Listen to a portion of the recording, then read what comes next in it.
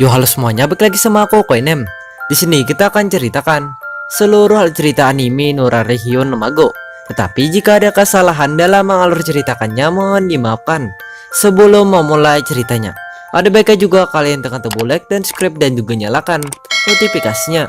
Tanpa lama-lama langsung aja kita bahas ceritanya.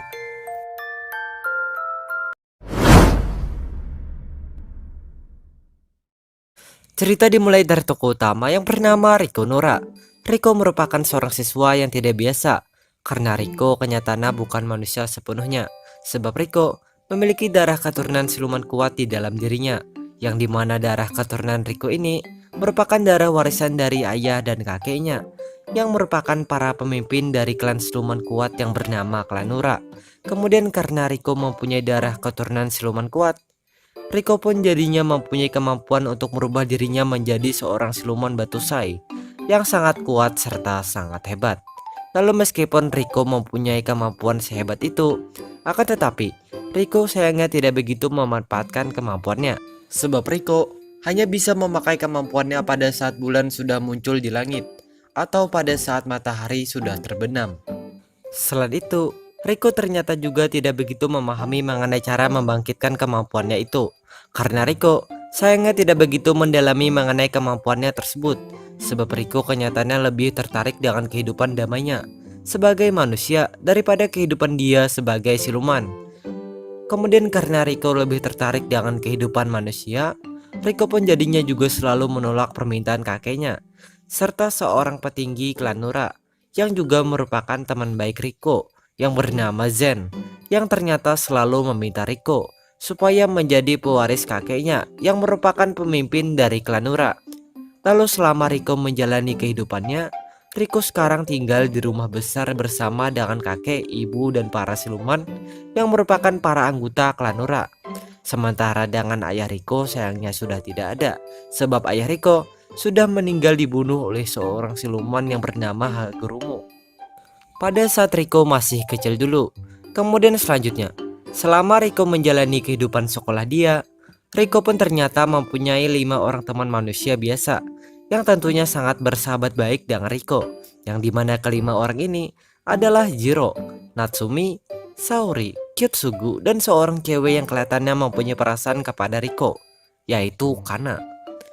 Selain Riko mempunyai teman manusia biasa, Riko juga mempunyai 3 teman yang terdiri dari 2 siluman anggota klan Nora yang tinggal di rumah Riko, yang bernama Surara dan Autobu, yang ternyata mempunyai tugas untuk menjaga Riko, serta seorang cewek pindahan yang bernama Yura, yang tanpa sepengetahuan Riko dan teman-temannya, Yura ternyata adalah seorang pemburu siluman. Kemudian pada suatu hari, di saat Riko sedang di sekolahnya, Riko pada saat ini mendapat pemberitahuan mengejutkan dari Jiro mengenai dia, Kana, Katsumi, Saori, Kitsugu, dan Yura yang ternyata akan datang mengunjungi rumah dia pada saat jam pulang sekolah nanti, sebab mereka ingin memeriksa keberadaan siluman menyeramkan di rumah Riko, karena rumah Riko kenyataannya sering dibicarakan oleh orang-orang sekitarnya sebagai rumah angker. Setelah Riko mendengar pemberitahuan Jiro, Riko bersama dengan Surara dan Autobu pada saat jam pulang sekolah pun langsung bergerak memberitahu para siluman yang ada di rumah Riko supaya segera bersembunyi dari teman-teman Riko. Kemudian tak lama setelah mereka memberitahu, tiba-tiba saja mereka mendadak dikejutkan dengan kedatangan teman-teman Riko yang ternyata sudah tiba di depan rumah Riko. Mengetahui kedatangan mereka, Riko dengan ditemani ibunya pun langsung menyambut kedatangan mereka. Sementara dengan Surara, Autobu, serta para siluman di rumah Riko langsung bersembunyi dari teman-teman Riko. Lalu habis selesai Riko dan ibunya menyambut mereka, Riko dan teman-temannya pun langsung bergerak menyelidiki keberadaan siluman menyeramkan di rumah Riko. Pada saat penyelidikan, mereka pun menemukan seekor siluman tikus menyeramkan yang ternyata adalah penyusup di rumah Riko, yang untungnya berhasil dihabisi oleh Yura.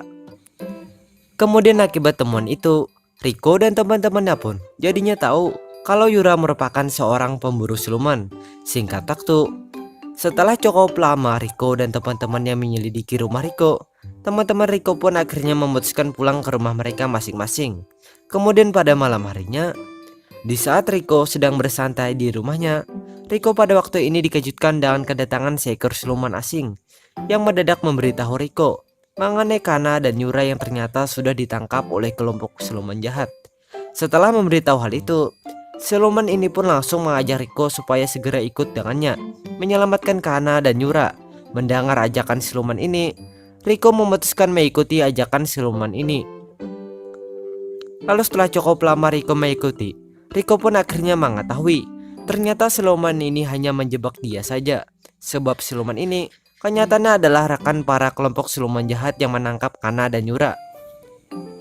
Pada saat Riko dijebak, Riko pun mendapat pemberitahuan dari pemimpin kelompok ini supaya Riko segera pulang serta membuat sebuah pernyataan mengenai Riko yang menolak menjadi pemimpin klan Nura dengan tujuan agar dia bisa melepaskan Kana dan Yura, serta dengan tujuannya supaya dia bisa mempermalukan Riko dan klan Nura. Sebab pemimpin gerombolan ini beranggapan kalau Riko tidak mempunyai kekuatan untuk melawan dia dan kelompoknya. Mendengar permintaan tersebut, Riko pun terpaksa menerima permintaan itu. Habis Riko menerima, Riko pun langsung bergerak pulang ke rumahnya. Pada saat perjalanan pulang, Riko tidak sengaja bertemu dengan siluman yang bernama Ryuta yang ternyata sudah dilukai oleh para siluman jahat itu. Kemudian abis Riko bertemu dengan Ryuta, Riko pun memutuskan membawa Ryuta ke rumahnya. Sebab Ryuta kenyataannya juga merupakan sekutu dari klan Nura. Setelah Riko membawa Ryuta, Riko pun langsung berusaha membuat pernyataan yang diminta oleh para siluman jahat itu.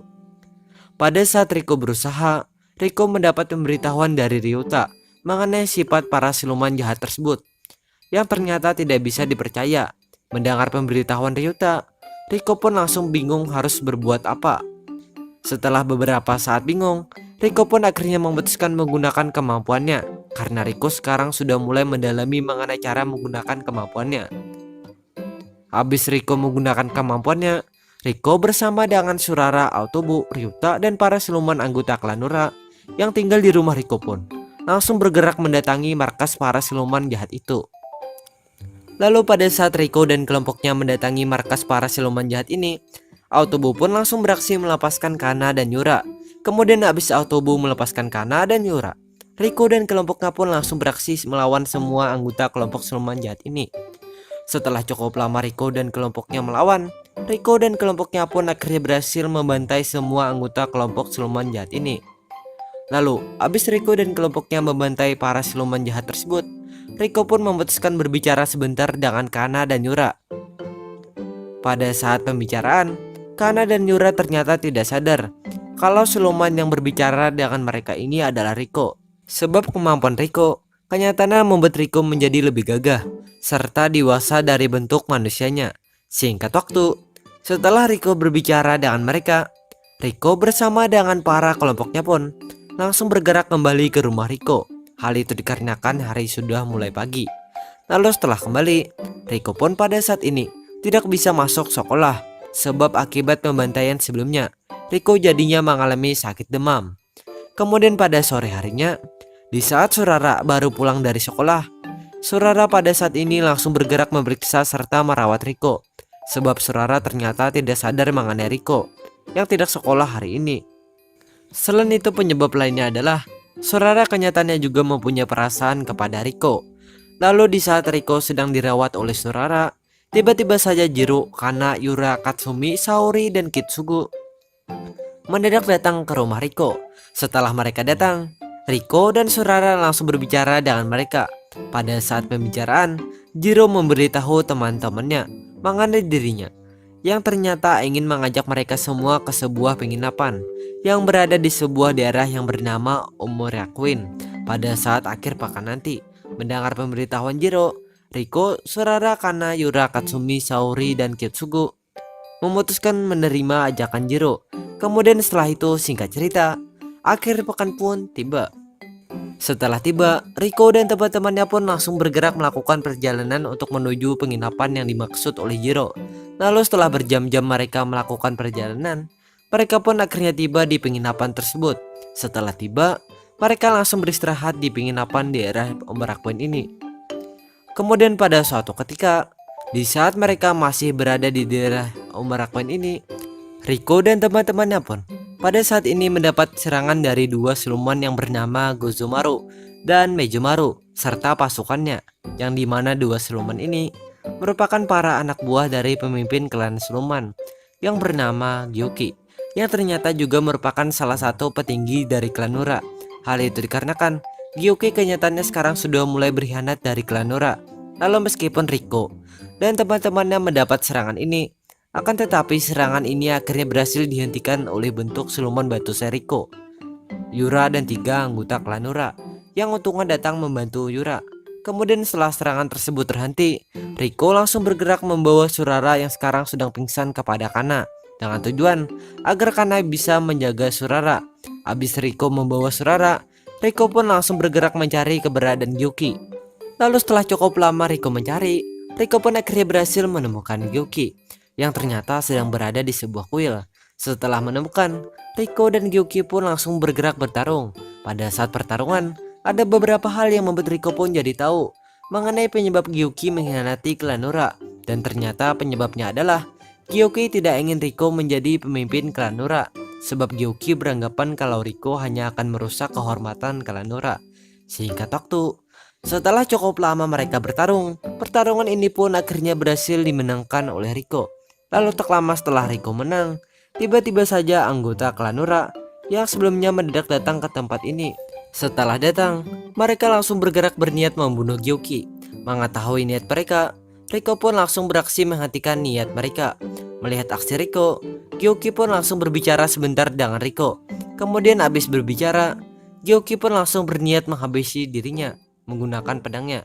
Menyadari niat Gyoki, Riko pun langsung bergerak menghentikan niat Gyoki.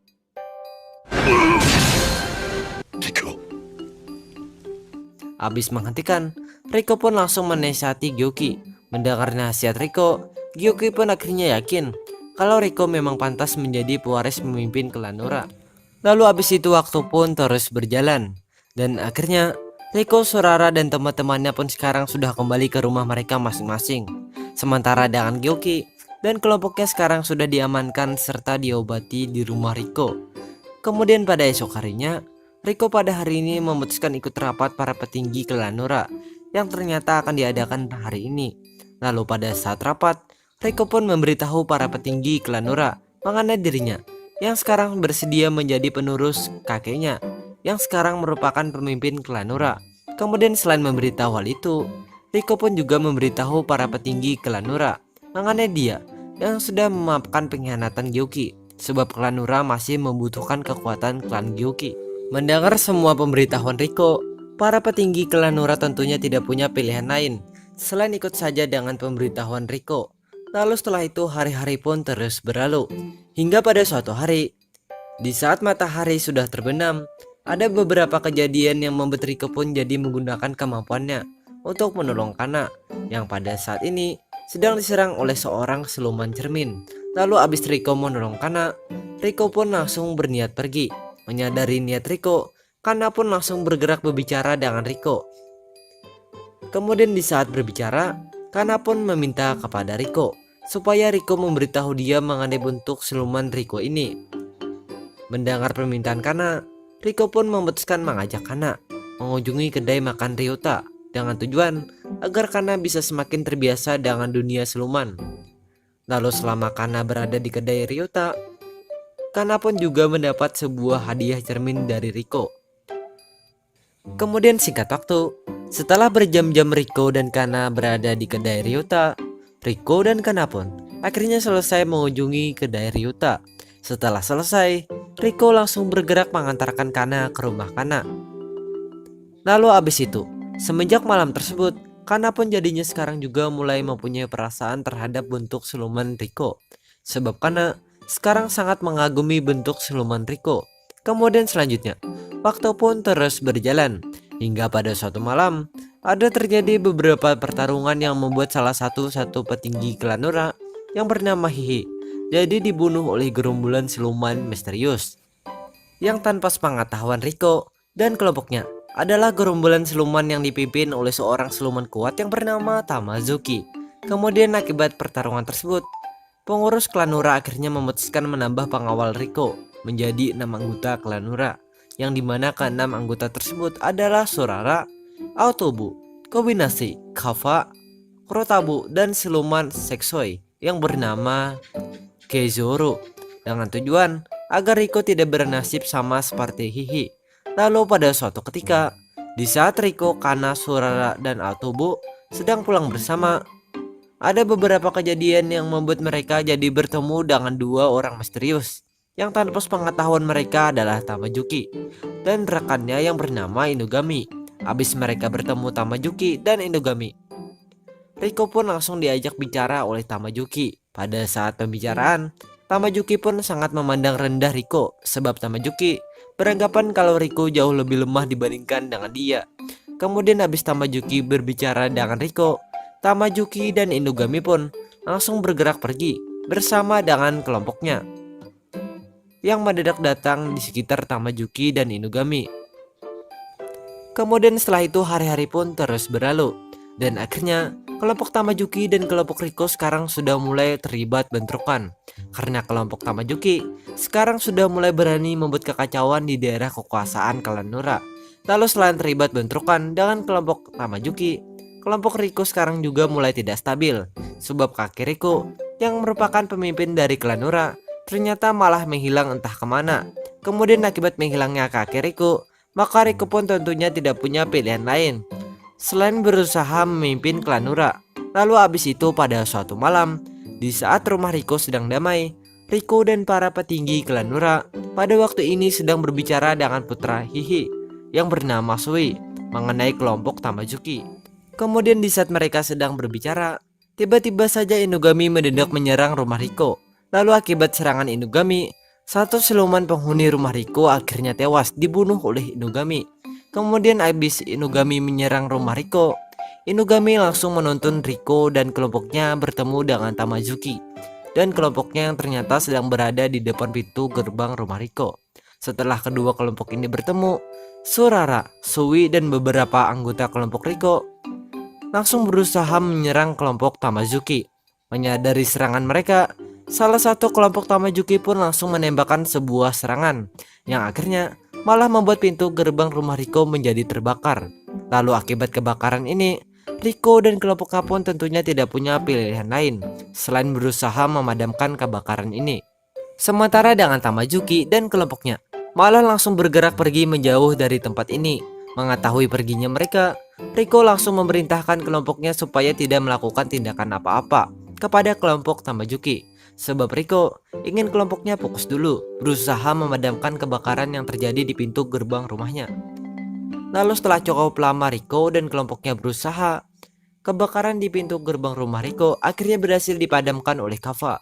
Kemudian habis api padam, Riko dan kelompoknya langsung melakukan perbaikan terhadap pintu gerbang rumah Riko. Lalu setelah itu, waktu pun terus terlewati. Meskipun sebelumnya Riko dan kelompoknya tidak melakukan tindakan apa-apa terhadap kelompok Tamajuki, akan tetapi seiring berjalannya waktu, Riko dan kelompoknya pun sekarang juga mulai menunjukkan taring mereka terhadap kelompok Tamajuki. Karena Riko dan kelompoknya juga sudah mulai melawan, memperingati, bahkan hingga menghabisi para anggota berharga kelompok Tamajuki. Kemudian akibat tindakan Riko dan kelompoknya, Tamajuki akhirnya jadi kehilangan dua anggota kelompok berharganya yang bernama Inoho dan Sodimoge. Lalu karena Riko dan kelompoknya sekarang terus saja melakukan perlawanan terhadap kelompok Tamajuki, Inugami pun akhirnya memutuskan mencoba berusaha untuk menghabisi Riko seorang diri dengan tujuan agar kelompok Tamajuki bisa semakin mudah menghancurkan kelompok Riko. Karena Inugami meyakini kalau kekuatan Riko masih di bawah jauh dibandingkan dengan dirinya. Kemudian meskipun Inugami sudah berusaha, akan tetapi usaha Inugami untuk gagal. Sebab kekuatan Inugami ternyata tidak sanggup menandingi kekuatan bentuk siluman batu Riko. Kemudian akibat kegagalannya, Inugami pun jadinya malah mengalami luka parah karena akibat terkena serangan bentuk siluman batu Riko. Di saat Inugami sedang terluka parah, tiba-tiba saja Tamajuki mendadak datang menyelamatkan Inugami. Melihat tindakan Tamajuki, Riko pun memutuskan melihat saja tindakan Tamajuki. Lalu setelah itu hari-hari pun terus berganti. Hingga pada suatu malam, ada terjadi beberapa pertarungan antara Sui dengan kelompok Tamajuki. Kemudian akibat pertarungan ini, Sui jadinya mengalami luka parah karena akibat diserang kelompok Tamazuki. Lalu meskipun Sui mengalami luka parah, akan tetapi hal tersebut untungnya tidak membahayakan nyawa Sui, sebab Sui sekarang sudah diobati di rumah Riko. Lalu pada saat Sui diobati, Riko pun memutuskan memeriksa keadaan Sui. Setelah memeriksa, Riko pun langsung berunding dengan Zen, Gyuki, dan satu petinggi klan Nura. Pada saat berunding, Zen, Gyuki, dan satu petinggi klan Nura pun sepakat untuk melakukan perang dengan kelompok Tamajuki, sebab kelompok Tamajuki sekarang sudah sangat berbahaya. Kemudian sementara dengan Riko masih bingung harus berbuat apa. Lalu meskipun awalnya Riko bingung, akan tetapi karena beberapa hal, Riko akhirnya memutuskan berperang bersama dengan kelompoknya untuk melawan kelompok Tamajuki. Kemudian singkat cerita, setelah melewati berbagai pertarungan, mulai dari yang brutal hingga yang sengit, Riko dan kelompoknya pun ternyata berhasil mengalahkan kelompok Tamazuki. Lalu setelah Riko dan kelompoknya berhasil, Riko pun memutuskan tidak membunuh Tamazuki. Hal itu dikarenakan kakek Riko mendadak datang bersama dengan ayah Tamazuki yang langsung meminta Riko supaya mengampuni anaknya. Lalu abis itu, beberapa hari setelah hari pertempuran tersebut, baik Riko dan anggota kelompoknya pun sekarang sudah kembali melanjutkan keseharian damai mereka seperti biasanya. Kemudian sementara dengan Tamajuki, sekarang kelihatannya sudah mulai berubah menjadi siluman yang cinta kedamaian. Lalu berkat hal itu, semuanya pun berakhir dengan ending bahagia dan ceritanya pun selesai.